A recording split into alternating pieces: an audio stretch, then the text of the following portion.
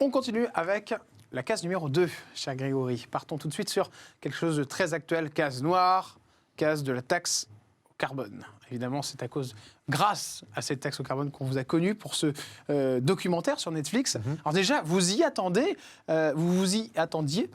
à cette hallucinance, j'ai envie de dire, même si c'est pas français, de vues. On a fait combien 10 millions en France, je crois. C'est quelque chose comme ça. Ouais, je crois pas loin de ça. Oui, en France, oui. Rien qu'en France. Quand vous tournez ce documentaire, Oui. vous vous dites que ça va faire autant? Pas du tout. Pour moi, ça allait être un bon 7 à 8. D'accord. Ça allait pas aller au-delà, quoi. On n'a pas été payé. Hein. D'accord, vous avez été payé sur rien du tout. Non, sur rien du tout. Et sur rien du tout. Et surtout, quand on me pose la question, je voudrais pouvoir répondre à ça. On m'a souvent posé la question, pourquoi vous l'avez fait? Oui. Alors, en quelque part... Mais parce qu'en fait, je pense qu'on vous demande ça parce que quelque part, on vous sent comme interrogé dans ce documentaire. Comme des fois, on a l'impression que vous n'avez pas trop envie de répondre aux questions. Et alors du coup, c'est vrai que, et pourtant c'est très mis en avant. Ouais. C'est vrai qu'on ne sait pas si vous avez le droit de dire ça ou pas, si vous regrettez d'avoir dit certaines choses. C'est pour ça que... Il y a des choses que je révèle qui ont été coupées au montage. Ah, d'accord. Parce que le film a été tourné...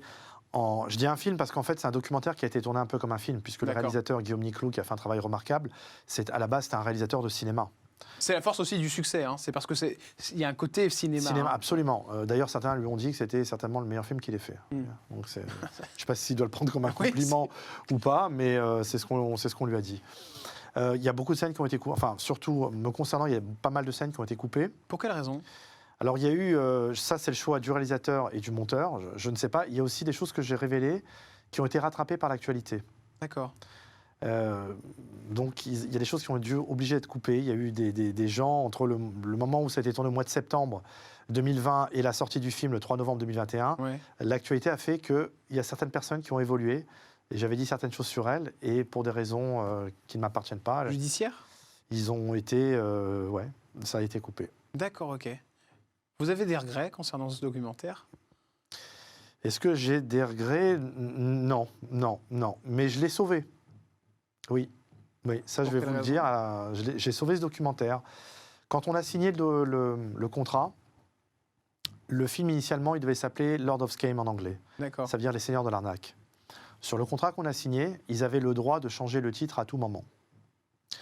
Un mois avant la sortie de ce fameux documentaire, le scénariste m'appelle et me dit, en France, on a pris la décision avec Netflix et Gaumont, qui était le coproducteur, de changer le titre. Il va s'appeler Arnaque, Crime et CO2. Alors là, quand il m'a dit ça, j'ai dit, moi, il est hors de question que je sois associé à un film, un documentaire, avec un crime. Moi, j'ai fait Par contre, Arnaque, ça ne vous dérangeait pas? Non, puisque j'ai été condamné en escroquerie et en blanchiment.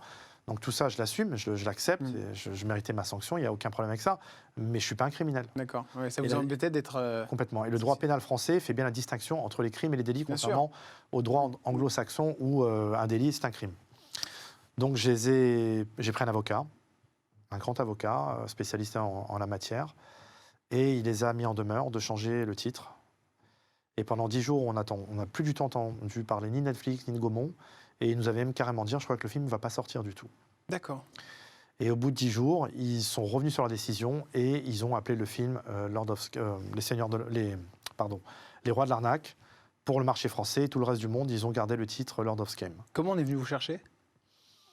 Pendant que j'étais en cavale à Paris, vous parlez du tournage, du documentaire. Pendant que j'étais en cavale à Paris entre 2017 et 2019, Marco était en détention, il m'a téléphoné. Marco Mouli. Oui. Marco me téléphone, il me dit, écoute, on veut faire un reportage d'un film documentaire sur nous. Est-ce que tu peux rencontrer les producteurs? Alors, je lui dis d'accord. J'ai été les rencontrer. Il y avait Benjamin Lalouf et le scénariste, Olivier Bouchara.